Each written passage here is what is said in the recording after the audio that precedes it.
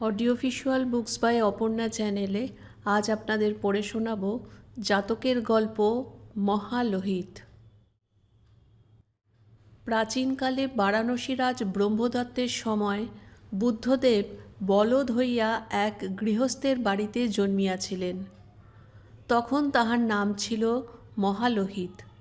তাহার সাথী বলদটির নাম ছিল চূল্যলোহিত। দুই বলদে গৃহস্থের জমি চাষ করিত, গাড়ি টানিত, আরও অনেক কাজ করিত। তাহাদের গোয়ালের কাছে একটি ভেড়ার কুড়ে ছিল। সেই কুড়েতে একটি ভেড়া থাকিত। এই ভেড়াটিকে বাড়ির গৃহিণী পাকা ফলের খোসা, ছোলা, মটর, ভাত ও অন্যান্য পুষ্টিকর খাদ্য খাওয়াইত এবং খুব যত্ন করিত।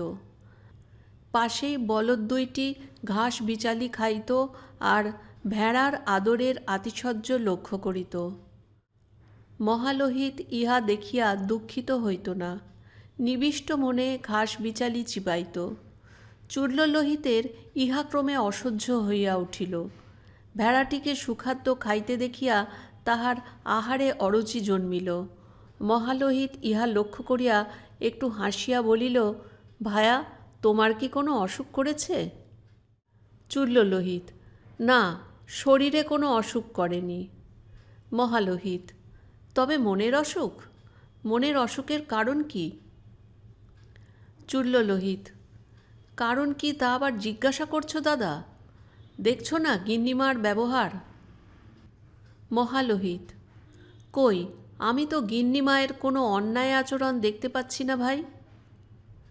চূল্যলোহিত: আমাদেরই পাশে একটি নিষ্কর্মা ভেড়াকে তিনি নিজে হাতে ভালো ভালো খাবার খাইয়ে যাচ্ছেন, আর আমাদের পানে তাকাচ্ছেনও না। আমাদের ভাগ্যে সেই রাখালের হাতের ঘাস বিচালি। একে কি অবিচার মনে করো না? মহালোহিত: তাতে কি হলো ভাই? ঘাস বিচালিই তো আমাদের খাদ্য, তাই আমরা চিরকাল খেয়ে আসছি ভাই।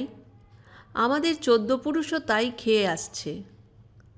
চূল্যলোহিত: তা তো জানি, আমরা গৃহস্থের জন্য প্রাণপাত করে পরিশ্রম করি, আর ভেড়াটা কোনো কাজই করে না, অথচ ভালো ভালো খাদ্য গিন্নিমা আমাদের না দিয়ে ভেড়াটাকে দিচ্ছেন।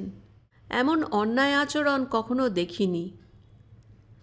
মহালোহিত: রাগ করো না, ভেবে দেখো, কারণ অবশ্যই আছে। আমরা খেটে মরি, তবু ছোলা মটর আমাদের না দিয়ে ওকে দিচ্ছেন কেন, এটা তো ভাববার কথা। চূল্যলোহিত: তাই তো আমি ভেবে পাচ্ছি না। এ কেবল আমাদের অপমান করার জন্য, আমাদের চোখের সম্মুখে একটা ভেড়াকে আদর করা। এই ইচ্ছে করে আমাদের অনাদর করা ছাড়া আর কিছুই নয়।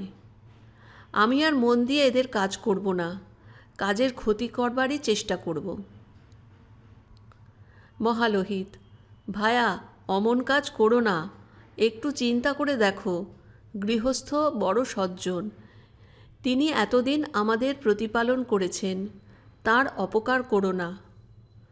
চূল্যলোহিত: প্রতিপালন করেছেন সত্য, খেতেও দিচ্ছেন বটে, বিনা কারণে তো আর দিচ্ছেন না। আমরা খেটেছি, খাটছি, তাই দেন, অমনি তো দেন না। মহালোহিত: ভেড়াকেও অকারণে যত্ন করে খাওয়াচ্ছেন না, সেও উপকার করবে। যাহাই হোক, চূল্যলোহিত বুঝিল না, সে বিদ্রোহী হইল।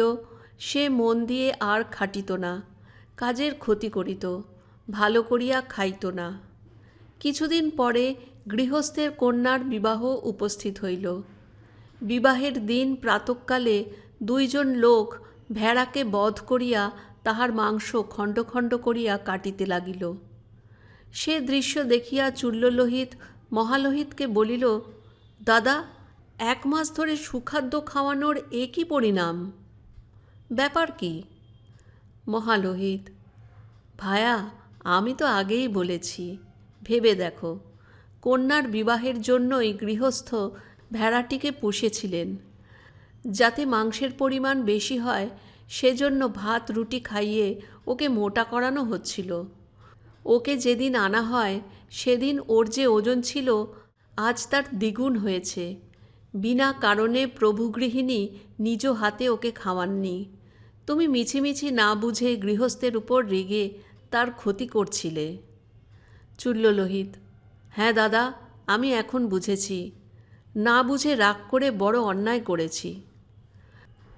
মহালোহিত: ভায়া, ঘাস বিচলি খেয়ে পরিশ্রম করে জীবিত থাকা ঢের ভালো। রাশি রাশি সুখাদ্য খেয়ে শুয়ে শুয়ে ভুঁড়ি মোটা করে অকালে বিদায় নেওয়া কখনো বুদ্ধিমানের কাজ নয়। অনেকে ভোগ লালসার বশবর্তী হয়ে তাদের দেহে ঐরূপ মেদ মাংস বাড়াতে থাকে।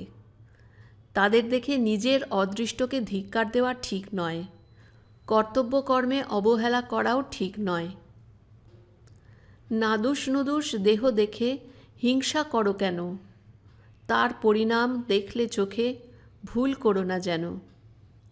লোভ করো না রাজভোগে ভাই, বাঁচতে যদি চাও, খেটে খুঁটে বাড়াও ক্ষুধা, ঘাস বিচালি খাও। জাতকের গল্প মহালোহিত এখানেই শেষ হলো। ভালো লাগলে বন্ধুরা একটা লাইক করবেন, কমেন্টস করে জানাবেন কেমন লাগলো, শেয়ার করবেন বন্ধুদের মধ্যে, আর সাবস্ক্রাইব করতে ভুলবেন না। ধন্যবাদ।